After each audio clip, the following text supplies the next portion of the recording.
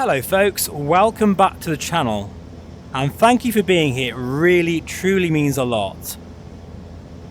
We are in Jamaica today in the Black Square Caravan and I want to answer a big question because the Dream Air SE edition, which I'm using today, that's not the flagship Dream Air, which people seem to get confused about. This is the SE, which has 2560 per eye displays. It is micro OLED, but they're a lot less resolution. The field of view is a lot less than the flagship Dream Air, but it's also half the price. Okay, this is the sort of entry level, shall we say, micro OLED VR headset from Pimax, and they've sent me a new one. In fact, this is the third headset they've sent me. The first one was not calibrated correctly. The second one had issues with dead pixels. The cable failed on it as well, and the IPD adjustment was also not working correctly. I mean, the motors were working, but the calibration wasn't quite right, and I was getting eye strain. So if you've seen my full review of the Pimax Dream Air SE, you probably noticed that I was quite harsh, but rightly so. I just did not recommend this headset because of those issues, as well as many others as well, such as the bad comfort and the really tiny field of view. So this new one has new firmware. It should hopefully work better. It certainly looks better. It's brighter, that's another firmware update. But we've also got a new facial gasket. I'll show you now on the screen. This is their, I think it's called their ProFit gasket in collaboration with Studio Form. If you bought a Dream Air SE, I think I'm right in saying you're going to receive one of these for free. And that means you'll get way better field of view and comfort, because I can tell straight away as I'm flying around these beautiful mountains here in Jamaica that this feels a lot more comfortable. It's night and day in terms of the comfort. This now feels like it should do. It also feels like the field of view is better in this. Now, I always up my IPD +1 from my actual IPD measurement. It's just something I do with all Pimax headsets. So I'm running this at 66 IPD, and these are my measured figures. Now, comparing them to my initial figures were pretty awful. I remember them being about 82, 84 degrees horizontal and vertical. So that is a big difference. Now, the field of view is still not as good as the big screen beyond, but in fairness, they did borrow more binocular overlap than this headset. But that's a tick in the box now. I think the field of view is at least at a level. It's still not great. It's still not great at all, in my opinion. But for these types of lenses, that's probably as good as you're going to get. Now, your mileage may vary depending on your face shape, all that kind of thing. But I think the big win for me is the comfort. This is a much better experience. Thank goodness for that. So this is also a lot brighter because they have decided, and I think this was a good move, especially for flight sim enthusiasts, to sort of trade persistency and get a bit more brightness in this display. Now, in terms of motion blur, I'm not very good at seeing this because of the way I use VR. As you can see, I kind of sit down and I'm flying, but if you move your head very quickly, I don't really want to do this on screen. I'll do it quickly. But sorry if this is very uncomfortable to watch. Just look away now. There probably is a little bit of persistency, a bit of motion blur. But to be honest, it's a non-issue for me. But I'm not the person to really check that out because I just don't seem to be affected by it like others. But I think that extra brightness is far more welcome, especially for this type of thing. That's flight simulation. I don't think you'll have a problem personally. So that's another tick in the box. It's now brighter. Things are looking good for the Dream Air SE, especially because of my review was very blatant. Don't buy it yet. It needs to improve. But I am very glad I was harsh with Pimax, because it's meant that we've got a much better headset now, and it's much improved. So in terms of the other things, such as eye strain, well, that's something I am testing at the moment. I'm going to be flying for about an hour. Obviously, this video won't be an hour, but at the end of the video, I'm going to take the headset off and see how it feels, because that was another issue with mine, is just it felt like I was wearing someone else's glasses. It was very strange.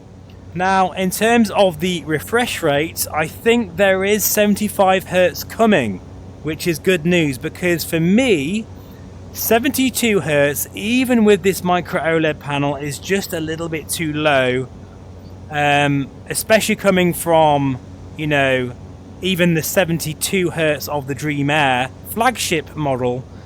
When going back to this, you just notice a bit of strobing, a bit of flashing to start with, but then it's kind of like you get used to it after a while, and I don't see it now, but I must admit it's not as comfortable as 75 Hz. It's crazy. 3 Hz for me, I can tell.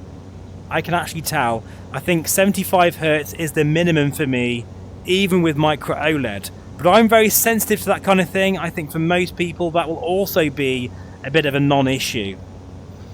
It's quite remarkable though to think this headset, for the price, is insane. It is amazing, astonishing value for money, so long as they get those issues sorted. I really hope that they do, and so far it is, well, I'm quite hopeful that I can finally recommend this headset. Now, I will say that the Big Screen Beyond 2E, in my opinion, is still the one I would pick over this, but I think for most people it makes sense that this would be the better option because it's cheaper. This is inside out tracking, so you don't need base stations. It has better eye tracking out the box. It just works perfectly. You have controllers as well. I think the only things that are not as good are the build quality, the reliability, considering this is my third headset so far. Hopefully this is third time lucky though. And the field of view isn't as good either. But let's just be clear about this, pardon the pun. This is 2.5K per eye. It looks absolutely fantastic. I mean, it's not as good as the flagship Dream Air, obviously. But in terms of the display, this is the sweet spot. 2560 per eye means you can run this with a 4070 Ti GPU very nicely. You don't need a 5090 or 4090, and let's be fair here, those cards are hideously expensive now. This makes a lot more sense in the real world, where you have the benefits of micro OLED, perfect blacks, beautiful contrast, without that crazy investment of a very expensive GPU. This looks really nice, and it's still going to look way better than, say, the Steam frame. Now, these pancake lenses do suffer from glare, and very much more than that of the flagship Dream Air. Now, I'm not seeing any glare at the moment, but you will get it with this headset. A lot more than others. Now, it has to be said as well, Pimax Evo is a force to be reckoned with now, with S-Boy 3 driver support, Steam VR, OpenXR, variant options for field of view cropping, upscaling, sharpening. So many features now with Pimax Evo. I'm going to say it, which I can't believe I'm going to say this, but Pimax's software is now some of the best in the business. It used to be the worst, but now it's some of the best, without a shadow of a doubt. So a massive, again, tick in the box there as well. So getting back to the start of the show with this headset, or what it's supposed to be doing here, and that is giving you high-end micro OLED visuals for a very, very cheap price. Looking at the blue sky there, you get zero Mura, That is the inconsistencies of the brightness of each pixel, which is inherent with LCD displays. You get none of that here. It is perfectly blue. We get a very nice brightness as well with this. Glad to say I'm not getting any extra heat with these displays either. Yes, you might get a bit of motion blur, but you can turn that brightness down if you want to. I'd rather have the option to overdrive it. I did mention that in my review. Hopefully, well, I think Pimax have made note of that as well, which is good. You know, a lot of people criticize me for being very negative about the Dream Air SE in my initial review, but I think that has helped Pimax dig deep and get this headset to where it needs to be.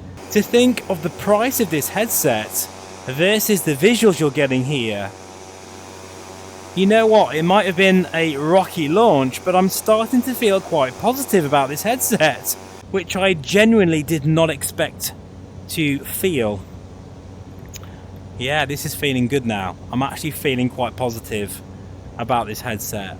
Now, in terms of how it compares to the Crystal Light, well, I do feel that headset still looks better in terms of sharpness, but you don't get these micro OLED visuals, which I'm a massive fanboy of when it comes to OLED. It's just better. It really is. It looks amazing. And of course, the form factor is everything with this headset. It is super light and now incredibly comfortable. We need desperately a headset like this in the market, where it's aggressively priced, a lot more accessible for a lot of people, but moving the game on from that of the Quest 3 and the Crystal Light when it comes to, you know, having micro OLED for all. Let's hope that is the conclusion, but I'll tell you very, very clearly in another 20 minutes from now. See you in a minute. You know, this is wonderful. I'm running at a locked 36 frames per second with a 5070 GPU today, running an Intel 14400 OF CPU, a PC you can get for around 1400 quid. All in with this headset, it's actually a very, very compelling sort of combination to give you high-end PC VR visuals without spending crazy amounts of money. So welcome back, folks. I've now been flying for another 45 minutes in the end. I'm just kind of meandering around these hills here in Jamaica, getting back to the airport again. And I think I can finally conclude that the Dream Air SE edition, I can recommend it finally. And that is thanks to a number of different things coming together, particularly this new ProFit gasket, which is giving me a better field of view, better comfort. I think that's also helping my eye strain that I had, the issues I had with it. That's alleviating that. I don't feel eye strain, which is great. It's brighter now, which definitely brings a bit more of a vivid and sharper kind of feeling with the headsets. This one feels a lot more sorted. There's no dead pixels that I can see in this. I had dead pixels with both of the headsets I had before. So yeah, for the price, it's absolutely insane value for money. I think the only thing that I'm still wary of is the fact that this is my third headset from Pimax, and I don't think it's clear cut yet whether the reliability and overall fit and finish is going to be where it should be. You might get a headset from them and it could be broken or it could break within a few weeks. That's something that is still a gamble at this stage. So I guess at this point it's down to you whether you want to take that gamble or not, or whether you want to wait, say, another couple of months and I'll give you another sort of update on how I'm feeling with the headset. But this is feeling pretty good, very good in fact. I think perhaps part of the challenge for Pimax is making a headset this high end for the price. Pimax are pushing the boundaries of what's possible to produce a headset like this and still make some money on it, you know? I don't know how they're making money on this, but they must be. But that's got to be quite a challenge, and it's hitting that right balance, which I think they might have done now. That is fantastic news. I'm really so glad to be able to finally recommend this headset. I still feel though that the Big Screen Beyond 2E is a safer option, and it's still my recommendation over this. But this is a compelling choice when you think about what it's offering for the money. No base stations, really good eye tracking, same visuals. Yeah, it's I just really hope that they can absolutely pull this off. I want this to be the new Crystal Light or even Reverb G2 of its generation, because I'm so fed up of reviewing headsets that are £2,000, £3,000, £4,000. As much as that excites me for the technology, it's not really useful for the normal person out there, you know? It's not accessible, and that's what we need with this hobby. Something that is really high end, but not breaking the bank, you know? And not really too expensive for everybody. Well done, Pimax, I've got to say. They don't quit, do they? You know, I was so brutally honest with my review. I basically said, it's rubbish, don't buy it. Just wait until things settle down. See if Pimax can really put it out the bag. And they have. They really have. So really my conclusion is simple. I do recommend this now, but be tentative with your purchase. And ideally, I would recommend waiting a bit longer to see if the dust settles and they can, you know, produce these in bulk with no major issues. But if you don't want to wait, and I totally understand that, I do have a discount, an affiliate link in the description below. Feel free to use it. But yeah, I would recommend waiting if you can. Especially with the Steam frame around the corner. I will do a comparison against these two. But I already know that this is going to look better than the Steam frame, simply because it has a 2.5K per eye micro OLED panel, and it does look beautiful. It really does. So yeah, great stuff. Well done to Pimax. They don't seem to quit when things are looking really bad for them. They don't sort of give in. They keep improving the headset. I'm glad my review was as harsh as it was, because it's mean they've had to knuckle down and get things to where they are right now, and this is feeling really good. Let me know in the comments below, what are your thoughts on the Dream Air SE? The Big Screen Beyond 2E I still feel is the safer option out there. You're going to get a headset that just works out of the box, and it's going to be solid for many, many years to come. You are taking a bit more of a gamble with this, but let's hope it pays off for all of us, because we desperately need a mid-ranger in the market with decent visuals. And for those out there coming from a Quest 3, this is going to be a big upgrade for you, absolutely. Thanks for watching, folks. As always, take care, and I'll see you again very soon. Bye-bye for now.